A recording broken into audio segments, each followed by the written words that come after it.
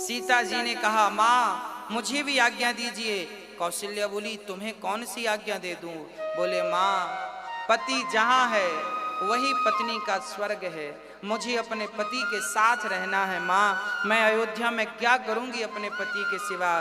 कौशल्या जी कहने लगी सीता मैंने कभी तुम्हें काम नहीं कहा, तुमसे कभी दिया की बाती खिसकाने को नहीं कहा, आज तुम्हें वनवास जाने की भला मैं आज्ञा कैसे दे दूं? हाँ जनक पूछेंगे कि मैंने तो अपनी बेटी को अयोध्या भेजा था और आपने तो मेरी बेटी को वनवास भेज दिया, मैं क्या मुंह दिखाऊंगी बेटी तेरे पिता को?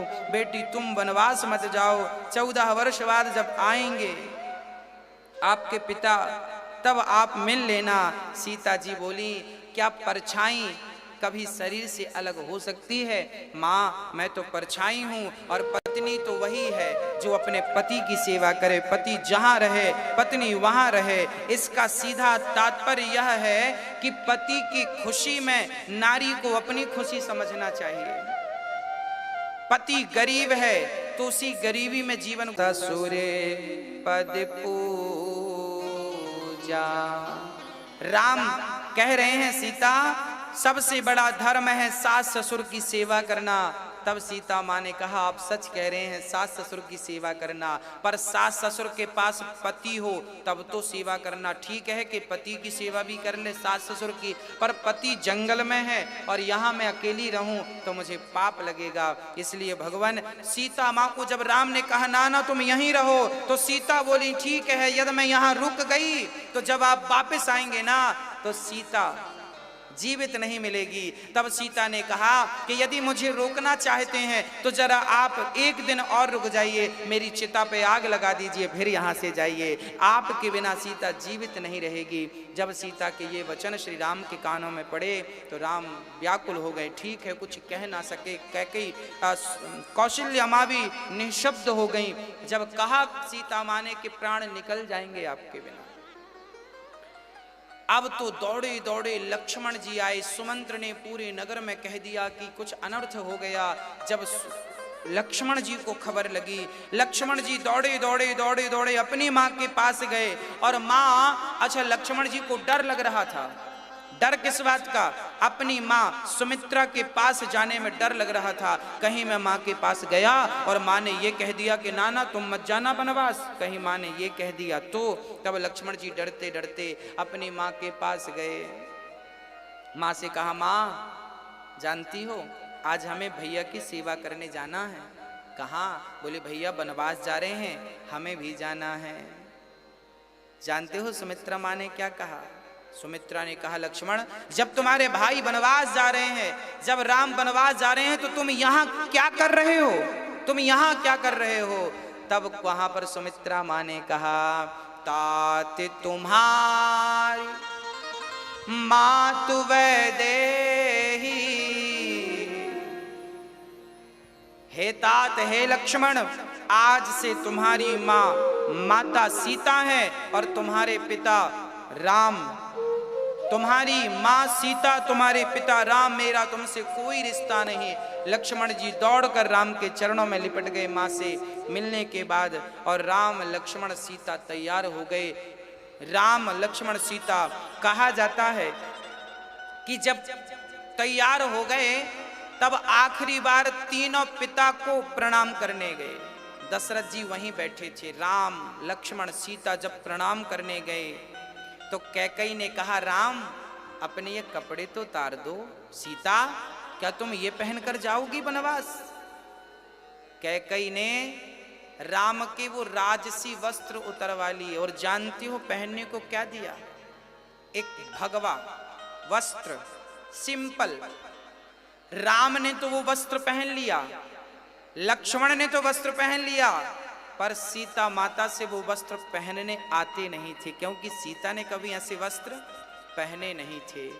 तो जानते हैं मंथरा ने क्या कहा? सीता अब तो तुम्हें यही पहनने पड़ेंगे, लाओ अपने ये आभूषण।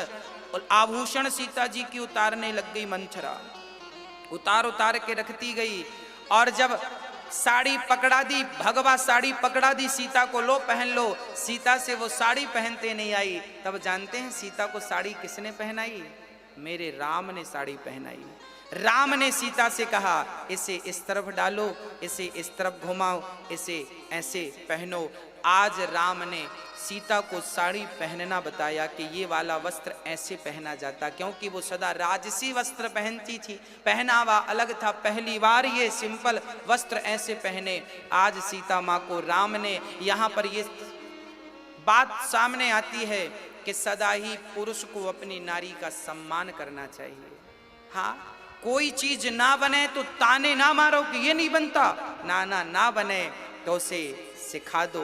राम ने सिखा दिया। राम ने सबके सामने बिना संकोच के, नारी है उसका आदर करिए, सबके सामने कहीं वो लज्जित ना हो जाए, आप उसे आदर करिए, उसे सम्मानित करिए। राम ने आज उन्हें सीता माँ को अंग वस्त्र पहनाकर श्री राम जी ने ऐसे ऐसे साड़ी बनवाई, कंधे पर डाला और तैयार किया श्री राम जी ने सीता माँ को। और तीनों प्रणाम करते हैं श्री दशरथ जी के चरणों में, माँ कैकेयी को प्रणाम करते हैं और आज्ञा मांगते हैं, पिताजी हमें आज्ञा दीजिए, हमें आज्ञा दीजिए। और जैसे ही आज्ञा लेकर श्री राम चल पड़े तो यहाँ पर भक्त गाते हैं कि जब राम जी वन को चले, सारी प्रजा, जब राम जी वनवास के लिए घर से निकले, राम लक्ष्मण को जब देखा सारी प्रजा ने, राम राम आज राजा बनने का था और राम को आज वनवास भेज दिया। कैकेयी को लोग गालियां दे रहे हैं, जिह्वा पर कीड़े क्यों नहीं पड़ गए, क्या क्या नहीं कहा, कैकेयी को दोष लगाया। और जब कैकेयी को लोग दोष लगाने लगे ना तो किसी ने गाया कि बन राम को जाना ही था, अब बन राम को जाना ही था, अब मिथ्या ये दोष लगा ही दिया, मिथ्या दोष लगा ही दिया। अर्थात राम को बन तो जाना ही था, कैकेयी को दोष लगा दिया। और कैकेयी को दोष लगाए भी क्यों ना, इतनी निर्दयी, इतनी निष्ठुर कोई माँ हो सकती है जितनी कैकेयी माँ आज बनी है। अब राम जी जब निकले हैं रथ पर, जनक जी श्री दशरथ जी ने सुमंत्र को बुलाया, सुमंत्र आओ और मेरे राम को रथ पर चढ़ा कर ले जाओ और कहना कि 14 दिन घुमाकर जंगल, 14 दिन घुमाकर मेरे राम को वापस लेकर के आना। अब सुमंत्र जी रथ पर लेकर के जब चले हैं, सारी प्रजा राम के लिए रो रही है, सारे बच्चे, सारे बूढ़े राम के रथ के पीछे हा राम हा राम। गोस्वामी जी लिखते हैं कि जब राम विदा होने लगे अयोध्या से तो वहां पर दुख को भी दुख हुआ था। राम को वनवास जाते देखकर वहां जो दुख नाम का जो भी होता होगा दुख, उस दुख को भी दुख हुआ। राम जी चल पड़े हैं सबसे आज्ञा लेकर के। राम अपने पिता से, अपनी माँ से, अपने सुमित्रा माँ से, अच्छा कहा जाता है कि श्री लक्ष्मण जी उर्मिला से मिले बिना चले गए। जब उर्मिला को खबर लगी कि मेरे पति जा रहे हैं वनवास, तो उन्होंने थाली सजाई, पुष्प रखा, दीपक जलाया कि पति जा रहे हैं, तिलक लगाकर विदा करूंगी। पर लक्ष्मण से द्वार पर खड़ी उर्मिला इंतजार कर रही थी, क्योंकि लक्ष्मण को लगा कि जैसे सीता माँ ने जिद करके कहा को मेरी पत्नी कहने लगी कि मुझे भी ले चलो, तो मैं अपनी पत्नी को ले जाऊंगा, फिर राम की सेवा कैसे करूंगा, राम की सेवा कैसे करूंगा। इसलिए सुमित्रा, इसलिए वहां उर्मिला खड़ी रह गई।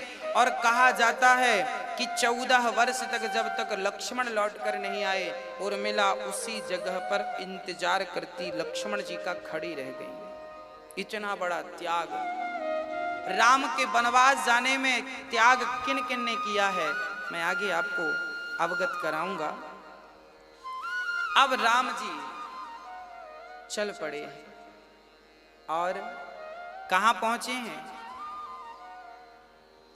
तमसा नदी के किनारे।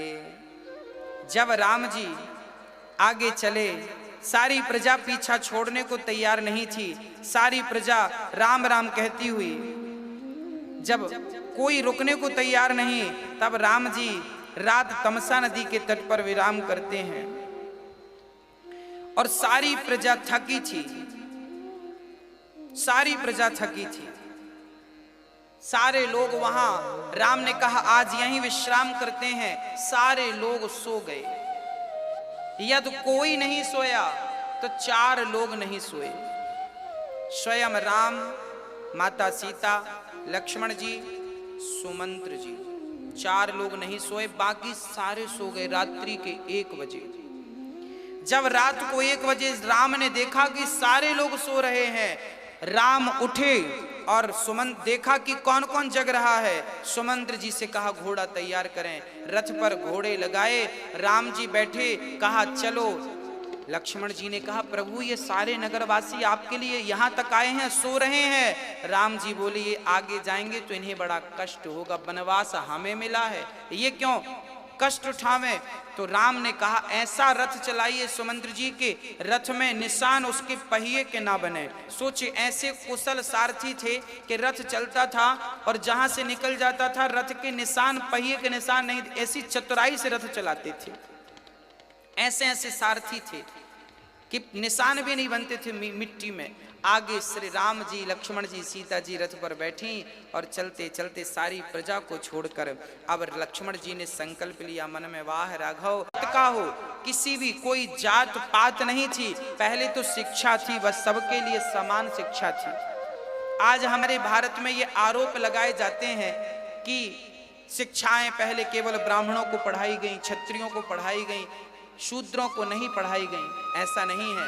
रामचरित्र उठाकर देखिए, निषाद राज भगवान श्री राम के मित्र थे, सखा थे। मित्रता कहाँ हुई? बोले पढ़ने में मित्रता हो गई थी। एक ही स्कूल में पढ़े थे राम जी और श्री निषाद जी दोनों परम। आज निषाद जी चरणों में गिर पड़े हैं, प्रभु आप आए हैं, मेरा जीवन सफल हो गया। निषाद जी बड़े प्रेम से राम का आदर सत्कार करते हैं और राम राम राम वहाँ पर बैठते हैं, घास के ऊपर बैठते हैं, भोजन इत्यादि फल फूल खिलाते हैं। निषाद जी बोले चलिए हमारे घर पे चलिए। राम जी बोले 14 साल तक जंगल छोड़ के किसी के घर पे, किसी के गांव पे, किसी के घर हमें जाना नहीं है, हमें वनवास में रहना है। अब श्री निषाद राज जी राम जी की सेवा कर रहे हैं, उनको बढ़िया कंद मूल फल खिला रहे हैं और बड़ा आदर सत्कार कर रहे हैं। क्या हुआ जरा समझिएगा प्रिय भक्तों, आज निषाद जी भगवान को खिला रहे हैं, भगवान निषाद जी के हाथ से खा रहे हैं। अब आपका मन हो कि आप भगवान को खिलाएं, तो आप कैसे खिलाएंगे भगवान? क्या आपके हाथ से खाएंगे भगवान? कैसे खिलाएं? तो प्रिय भक्तों, मैं आज आपको बताऊं कि भगवान को कभी कुछ खिलाना हो तो भगवान डायरेक्ट कभी नहीं खाते, ना जाने किस रूप में। आज जो हम कलयुग की बात करें, आज भगवान किसी दीन दुखी के रूप में ही आकर भोजन स्वीकार करते हैं। एक चर्चा मुझे स्मरण आ गई। एक बार क्या हुआ कि एक नन्ही सी बच्ची रहा करती थी अपनी माँ के साथ, एक बेटी थी। माँ मजदूरी करती थी, मजदूरी करके जो पैसा लाती तो अपनी बेटी को कभी बिस्किट लेकर आती, टॉफी लेकर आती, और माँ अपनी बेटी से बड़ा प्यार करती। और वो दोनों माँ बेटी लड्डू गोपाल जी की, श्याम सुंदर की, मेरे राम की बहुत पूजा करती थी। एक दिन भगवान ने दरवाजा खटखटाया और दरवाजा खटखटा के चले गए।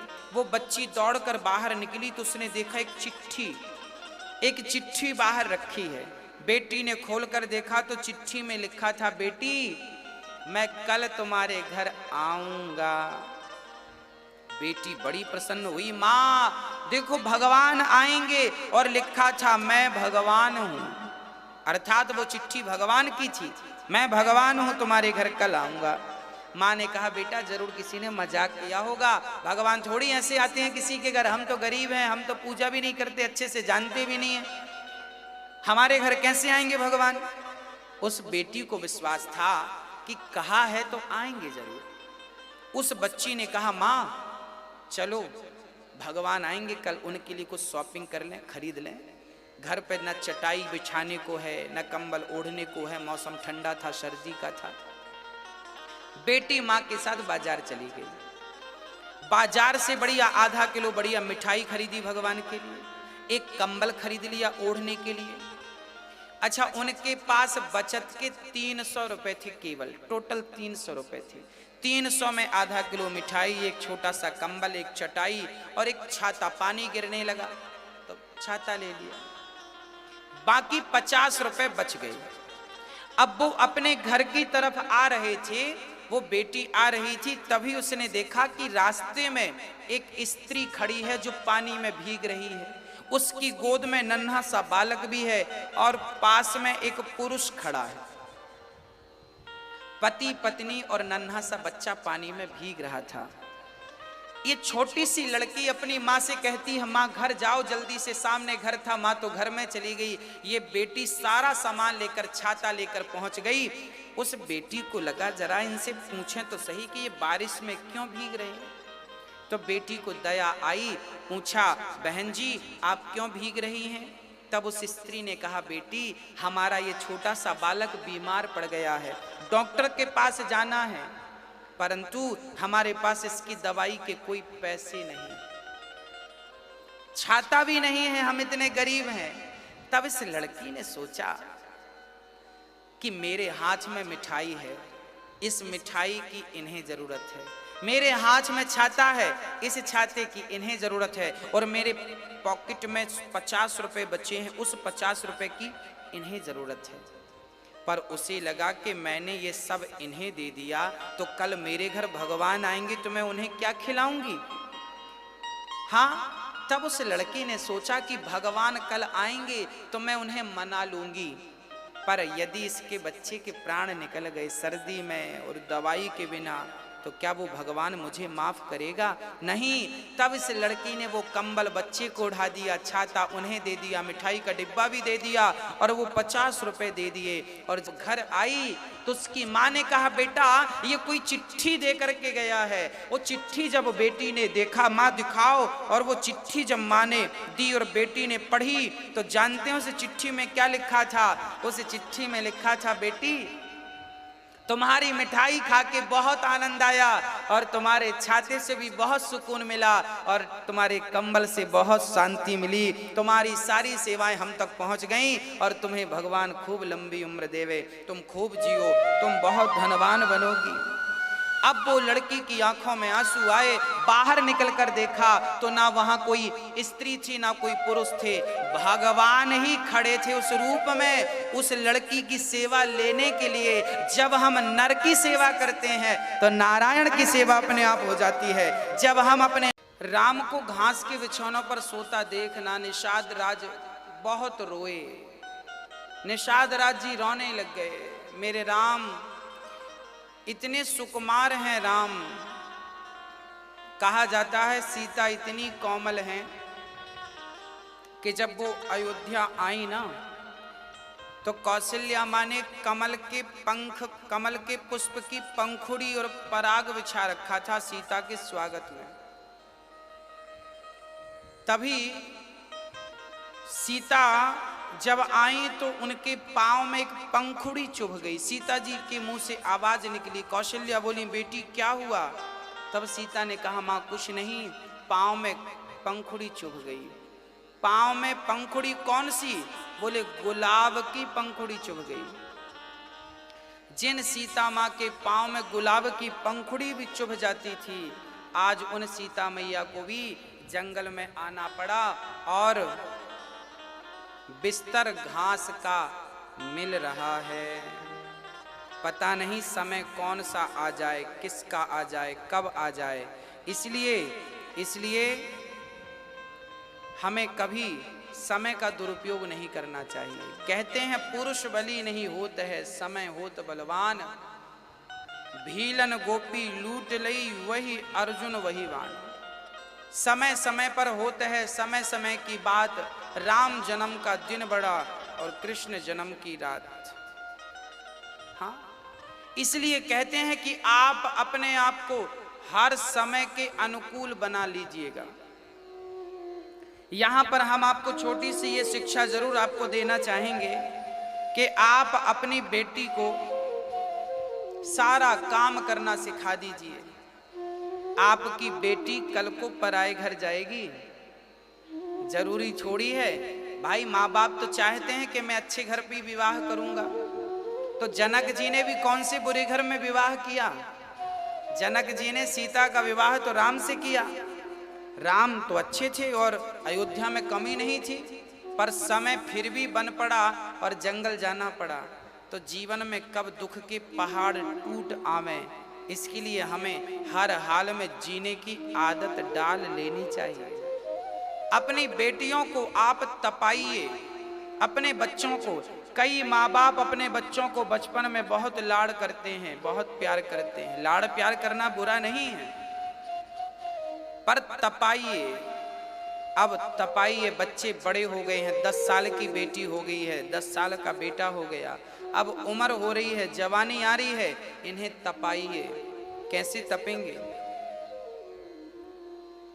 घर का काम, आपकी बेटी को रोटी बनाना आना चाहिए, 4 लोगों का भी और 100 लोगों का भोजन बनाना भी आना चाहिए। हाँ, फूलों में पली बढ़ी क्यों ना हो, पर मजबूत तो होना चाहिए हर व्यक्ति को। जूता चप्पल पहन के सारे लोग चल लेते हैं, कभी नंगे पांव चलने का अभ्यास किया आपने? मेरा अर्थ तो यह है कि आप हर समय के लिए तैयार रहें। एक छोटी सी मुझे चर्चा याद आ गई है। एक बाज नाम का पक्षी सबसे ताकतवर होता है, उसका नाम होता है बाज। सबसे ऊपर उड़ता है और सबसे दूर तक देखता है, और सबसे बड़ा शिकार वो बाज नाम का जो पक्षी है ना, बड़का बाज होता है, बड़ा बाज, वो तो एक बकरे को भी चोंच में दबाकर और अपने पंजों में दबा के उड़ सकता है, इतना ताकतवर होता है बाज। जानते हैं वो बाज की मादा अपने बच्चों का पालन कैसे करती है? जब बाज की मादा अंडे देती है ना, तो घोंसला वो बबूल के कांटे लाती है। बाज की मादा बबूल के कांटे लाती है, कांटे के ऊपर हल्की सी घास रखती है और वहां अंडा देती है। और जब बच्चे थोड़ा बड़े हो जाते हैं ना, अंडे से निकल आते हैं छोटे बच्चे, तब वो घास को चोंच से निकाल देती है, केवल कांटे कांटे बचते हैं। उन कांटों में उसके बच्चे रहते हैं। किसी ने उससे कहा, क्यों बाज, क्यों, कैसी निर्दयी माँ है तू, अपने बच्चों को ऐसे कौन पालता है? कांटे चुभ रहे हैं बच्चों को, अरे घास पड़ी थी निकाल क्यों दिया? और घास का भी तो तू घोंसला बना सकती थी ना। तब उस बाज ने जवाब दिया, उस बाज ने कहा, देखो यदि मैं अपने बच्चों को घास में पालूंगी ना, तो कल इनका कोई भी शिकार कर लेगा, और कांटों में पालूंगी ना तो ये सुरक्षित रहेंगे, बड़ी सी बड़ी आंधी को भी सहन करके ये जिंदा रहेंगे, क्योंकि ये दुखों में पले बढ़े हैं। इसलिए हर माहौल में अपने आप को तैयार रख लेंगे। ऊंचाई पर इसलिए उड़ते हैं क्योंकि बचपन से उनकी माँ ने कांटों में पलाया। वो कहीं भी दौड़ जाए, कहीं भी शिकार कहीं से भी ढूंढ लें, और कितनी ऊपर उड़ते। सबसे ताकतवर इसलिए है क्योंकि उसका पालन माँ अलग प्रकार से करती है। माँ चाहे तो बच्चे को कुछ भी बना दे, इसलिए संस्कार के बीज तो माँ बाप से ही बच्चों के हृदय तक पहुंचते हैं, इसलिए संस्कार जरूरी है। जब निषाद राज रोने लग गए, तब श्री लक्ष्मण जी कह रहे हैं, को ना काहू को सुख दुख कर दाता, निज कृत कर्म भोग सब भ्राता। राम जी सो रहे हैं, सीता जी सो रही हैं, लक्ष्मण जी जाग रहे हैं, और लक्ष्मण जी निषाद से कह रहे हैं, निषाद रोना मत, को किसी को सुख। लक्ष्मण जी, यहाँ लक्ष्मण के उपदेश को लक्ष्मण गीता कही गई है। लक्ष्मण कितना बढ़िया उपदेश कर रहे हैं, आप जरा समझिएगा। आप लोग भी कई बार परेशान हो जाते हैं, हम तो इतने सुखी थे, इतने दुखी क्यों हो गए, हमारे पास तो ये था, ऐसा नहीं है, ये था, वो नहीं है। लक्ष्मण जी कह रहे हैं, को ना काहू को सुख दुख कर दाता, निज कृत कर्म भोग सब भ्राता। कोई किसी को सुख नहीं देता, कोई किसी को दुख नहीं देता, ये अपने कर्मों का फल हमें भोगना पड़ता। तो क्या राम के कर्म ऐसे थे? लक्ष्मण जी का ये उद्देश्य है? बोले ना, राम को ये लीला करनी ही थी, इसलिए किसी को दोष मत लगाइए। हर प्राणी अपने ही कर्मों के कारण सुख और दुख पाता है। जब आपके जीवन में बहुत सुख आए तो समझ लेना आपने कोई पुण्य किया होगा जिसका परिणाम आज आपको मिल रहा है, और जीवन में जब दुख आए तो समझ लेना जीवन में कोई पाप हुआ होगा जिसका प्रतिफल आज हमें मिल रहा है। हम किसी को दोषी ना ठहराएं कि उसके कारण मिला या उसके कारण मिला। कोहू ना काहू को सुख दुख कर दाता। एक माँ, एक स्त्री थी, वो अपने गुरु के पास जाती थी, उसका पति उसे मारता था। वो गुरु के पास दौड़ी दौड़ी गई, गुरुजी आज पति ने मारा है। गुरुजी ने कहा खाना दिया? दिया। गुरुजी बोले वापस जाओ। दूसरे दिन फिर दौड़ी दौड़ी, गुरुजी आज पति ने बहुत मारा। गुरुजी ने कहा खाना दिया? दिया, जाओ। तीसरे दिन फिर आई, गुरुजी बहुत मारा। गुरुजी ने कहा खाना दिया? उसने कहा दिया है महाराज, खाना रोज देता है, पर ये बताओ कि मारा क्यों उसने? तब गुरुदेव ने कहा बेटी, ये जो तुम्हारे गुरु थे ना, ये जो तुम्हारा पति है ना, गुरुजी ने कहा ये जो तुम्हारा पति है ये तुमसे बदला ले रहा है। पिछले जन्म का कोई हिसाब बाकी था, इस जन्म में चुका रहा है। स्त्री बोली मैं समझी नहीं। तब गुरुदेव ने कहा तुम पिछले जन्म में इसकी सौतेली माता थी, सौतेली माँ थी। तुम इस बच्चे को भूखा रखती थी, प्यासा रखती थी, बांधकर धूप में डाल देती थी। बड़ा अत्याचार किया है तुमने। वह बेटा जो सौतेला था तुम्हारा, इस जन्म में तुम्हारा पति बनकर आया है और तुम्हें एक एक थप्पड़ का हिसाब ले रहा है।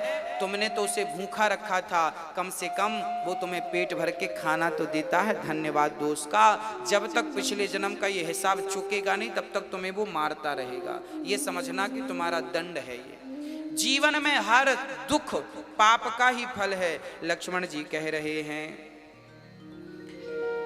जन्म मरण जहां लगी जग जालू, संपत्ति विपत्ति करम अरु कालू, धरनि धाम धनपुर परिवारु, सरगु नरक जहां लगी व्यवहारू।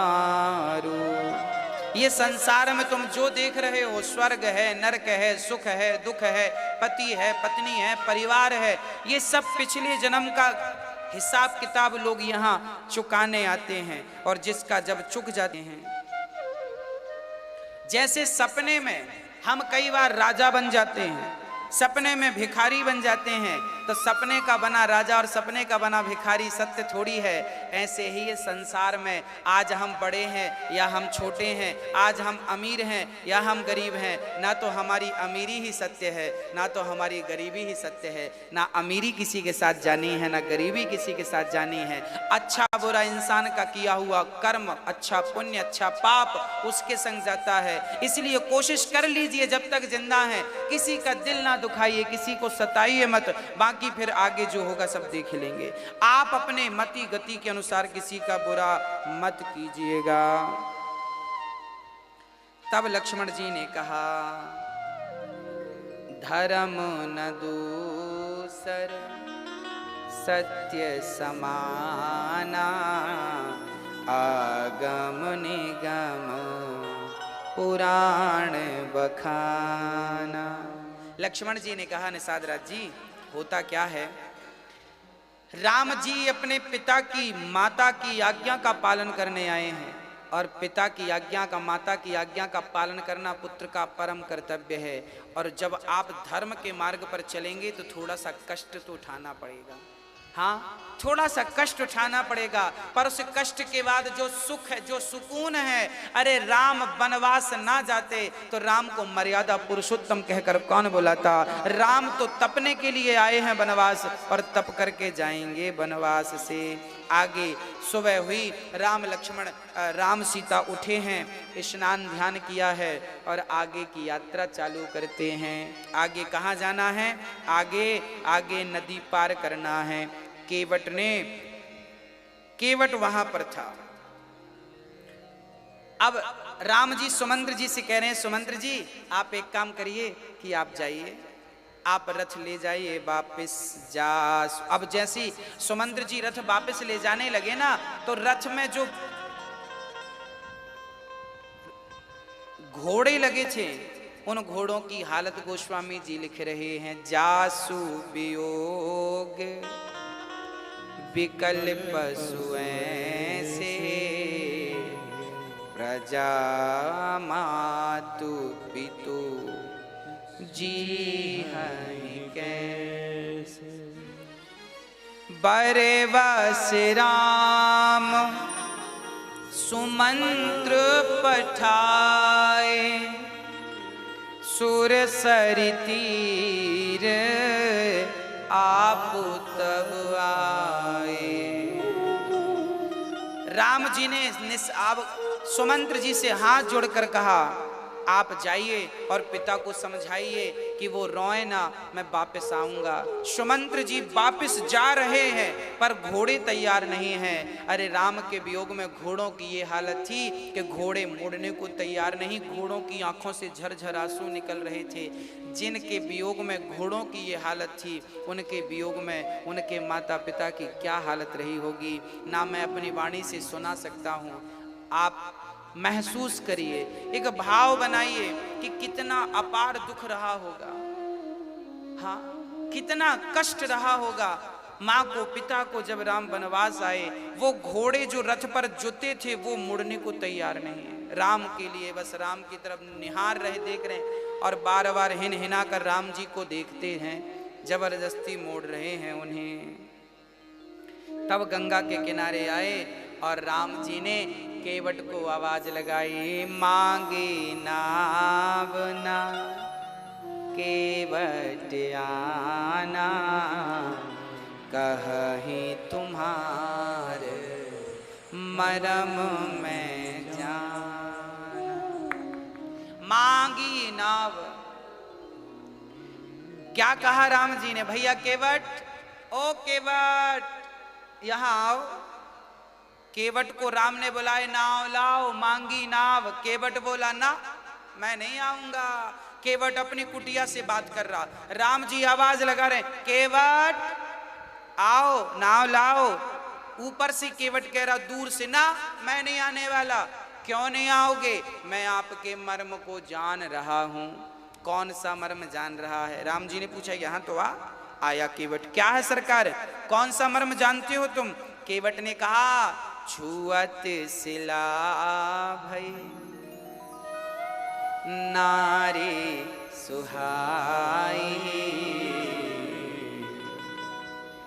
पाहन देना काठ कठिनाई।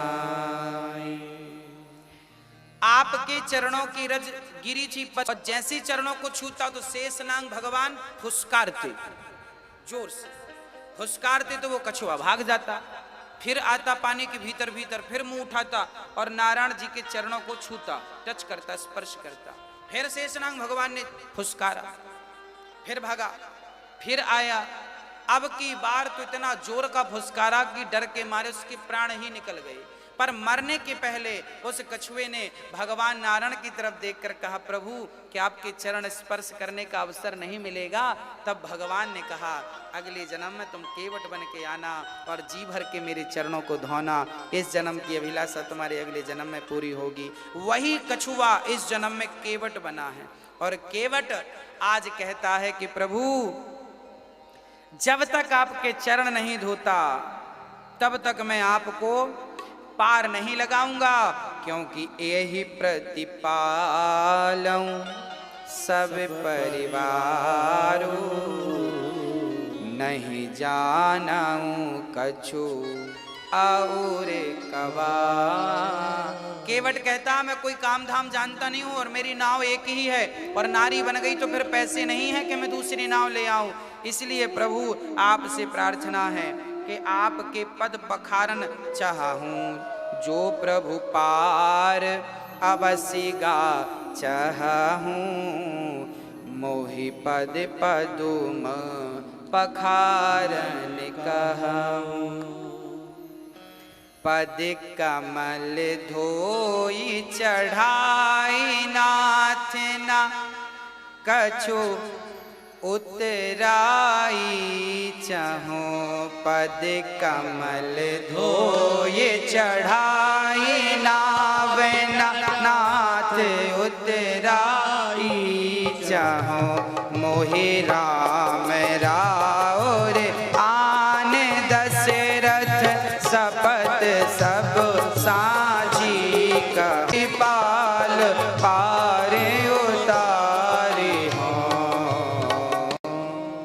केवट कहता है सरकार, जब तक मैं आपके चरण धूल नहीं लेता तब तक मैं आपके पिता दशरथ जी की सौगंध खाता हूं, आपको पार नहीं लगाऊंगा। अब लक्ष्मण जी को बड़ा गुस्सा आया, जब से खड़ा है बात मान नहीं रहा है और खा किसकी सौगंध रहा है। केवट कहता है मैं आपके पिता की सौगंध खाता हूं, बिना चरण धोए पार नहीं लगाऊंगा। लक्ष्मण जी ने बोले क्यों, मेरे पिता की क्यों खाता, अपने बाप की क्यों नहीं खाता सौगंध। तो केवट बोला, तब लक्ष्मण जी बोले सुनो मेरे पिता की सौगंध मत खाना। लक्ष्मण जी ने बाण निकाले, धनुष मारा, तब मैं कह दूंगा कि मैं तो रघुनाथ जी के पांव ना चाहता था और ये लक्ष्मण जी ने मार दिया।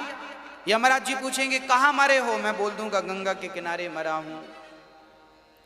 हाँ, केवट बोला सरकार यदि राम के चरण धोने के लिए मुझे मरना पड़े तो मैं मरने को भी तैयार हूं, मार डालो। हाँ, रघुनाथ सुप्राणन सोप्ता है।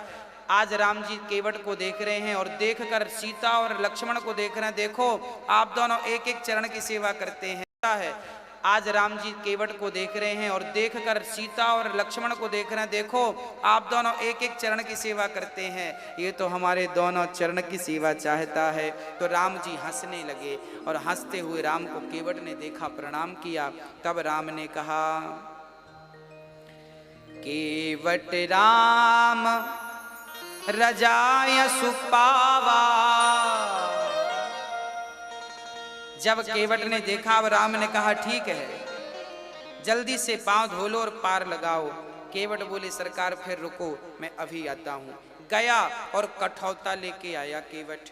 कठौता क्यों लाया, कठौती क्यों नहीं लाया। कठौता इसलिए लाया कि चरण धुलने से, कठौता पुरलिंग है, बनेगा तो बेटा बनेगा, कठौती लाता स्त्री बन जाती, इसलिए कठौता लाया कि बनेगा तो पुत्र बनेगा, इसलिए कठौता लाया। कठौता में पानी लाया, केवट ने चरणों को रखा और घिस घिस के राम के चरण धुलने लगा। राम जी बोले जरा धीरे धीरे धुल, हम कोई भागे जा रहे हैं, गिरा देगा क्या।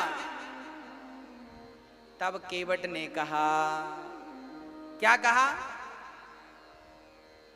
जब बार बार हिलाने लग गए चरण को केवट, तो बार बार राम गिरने लग गए। केवट बोले सरकार अपना हाथ मेरे मस्तक पर क्यों नहीं रख लेते। केवट ने कहा हाँ, अति आनंद उमगी अनुरागा, चरण सरोज पखारन लागा। हाँ, अब जब केवट चरण धुलने लग गए, आहा हा, घिस घिस के चरण धुल रहे हैं। पत्नी को बोला आओ भाग्यवान। क्या हुआ, राम जी बोले पत्नी को क्यों बुला रहे हो। सरकार हमारी आंखें कमजोर हैं, हमारी पत्नी ठीक ठीक देखती है, जरा वो देखेगी आपके चरणों में कोई धूल तो नहीं लगी। और उसका भी आज धन्य धन्य जीवन कर रहे हैं। अपने बेटा को बुलाया, तुम भी आओ। हाँ,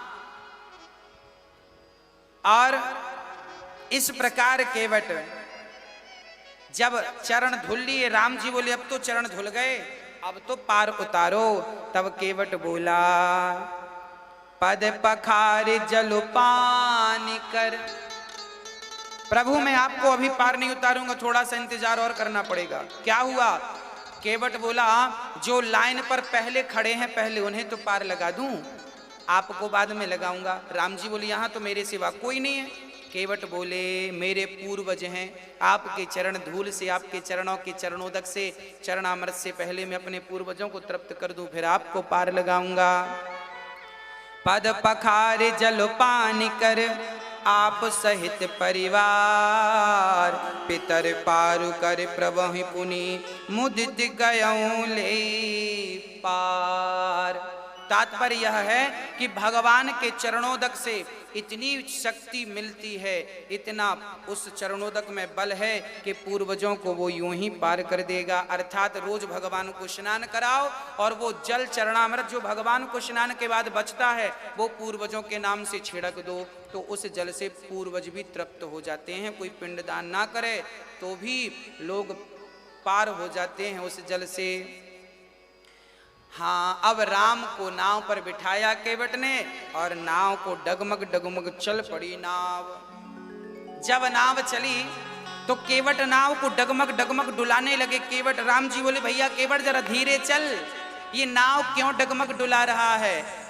केवट बोले सरकार नाव तो डोल रही है, भंवर है, डोलेगी नाव, अब गंगा तो गहरी है, डोलनी है नाव। तो राम जी बोले देखो हमसे तैरना नहीं आता, हमसे तो तैरना नहीं आता। अब तो केवट बोला मेरा हाथ पकड़ लो सरकार। केवट कितना चतुर है। केवट आपने हाथ क्यों नहीं पकड़ा? केवट भगवान का हाथ खुद नहीं पकड़ता, केवट कहता है आप मेरा हाथ पकड़ लो। केवट कहता है कि प्रभु यदि मैंने आपका हाथ पकड़ लिया तो कभी छोड़ सकता हूँ, पर आपने जिसका हाथ पकड़ लिया कभी नहीं छोड़ेंगे, इसलिए मेरा हाथ पकड़ लो। अब केवट की नैया पे कौन है? केवट चल रहा है नाव लेकर और गीत गा रहा है। मेरी नैया में लक्ष्मण राम, ओ गंगा मैया धीरे बहो। किसी ने कहा कौन की नैया कौन की गंगा और कौन के लक्ष्मण राम, कौन के हैं ये? तब केवट कहता है भागीरथ की गंगा केवट की नैया और दशरथ के लक्ष्मण राम के गंगा मैया धीरे बहो। अब राम जी पार होते हैं उतर ठाणी भय सुर शरीरेता, सिय राम गुह लखन समेता। राम जी नदी पार करते हैं। अब केवट को उतराई देने लग गए राम जी अंगूठी। सीता जी ने कहा ये अंगूठी दे दीजिए। केवट ने कहा सरकार भला मैं आपसे उतराई कैसे ले लूं? आप मेरे घाट आए हैं, मैंने आपको पार लगाया है, जब मैं मरकर आपके घाट आऊं तो मुझे भवसागर से पार लगा देना, मैं और क्या उतराई चाहूं प्रभु आपसे। केवट ने कहा सरकार पार आप भी लगाते हैं, पार मैं भी लगाता हूं, फर्क इतना है कि मैं गंगा पार लगाता हूं, आप भवसागर पार लगाते हैं, बस यही अंतर है। तो आप मुझे पार तब लगाना जब मैं आपके घाट आऊं, और जब आप वापस इसी रास्ते से आएंगे तो मैं आपसे जरूर भेंट लूंगा जो भी आप देना चाहें। अब आप राम जी यहाँ से संतों के पास से होते हुए कहाँ कहाँ गए मैं आपको कल विस्तार से सुनाऊंगा। और राम जी अब चित्रकूट में वास करते हैं। देवी देवता आकर भगवान का बढ़िया सब महल कुटिया बनाते हैं घास की, और भगवान बड़े प्रेम पूर्वक उस कुटिया पे वास करते हैं। राम जी को आज चित्रकूट में रहने देते हैं। कल भरत जी का पावन प्रसंग होगा।